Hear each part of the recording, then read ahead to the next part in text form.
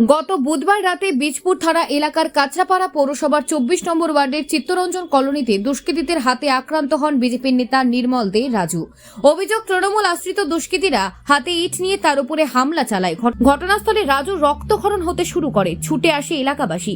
তড়িঘড়ি তাকে কল্যাণী জেএনএম হাসপাতালে নিয়ে গিয়ে প্রাথমিক চিকিৎসা করানো হয়। অতিরিক্ত রক্তক্ষরণের জেরে তাকে রাত্রেই কল্যাণী এইমস হাসপাতালে স্থানান্তরিত করা হয়। গতকাল রাত্রিতে ঘটনার খবর শুনে ছুটে আসেন ব্যারাকপুর বিজেপি জেলা সভাপতি মনোজ ব্যানার্জি, কল্যাণীর বিজেপির বিধায়ক অম্বিকা রায়। ইতিমধ্যে ঘটনাস্থলে সিসিটিভি ফুটেজ দেখে দুষ্কৃতীদের খোঁজে তদন্ত শুরু করেছে বীজপুর থানার পুলিশ আধিকারিকরা। যদিও স্থানীয় তৃণমূল নেতাদের দাবি গোটা ঘটনাকে রাজনৈতিক রং লাগাতে চাইছেন বিজেপি।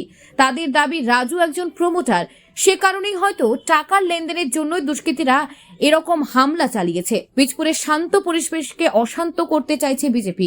তবে এই ঘটনা প্রকাশ্যে আসতে এলাকায় থমথমে একটা পরিবেশ তৈরি হয়েছে।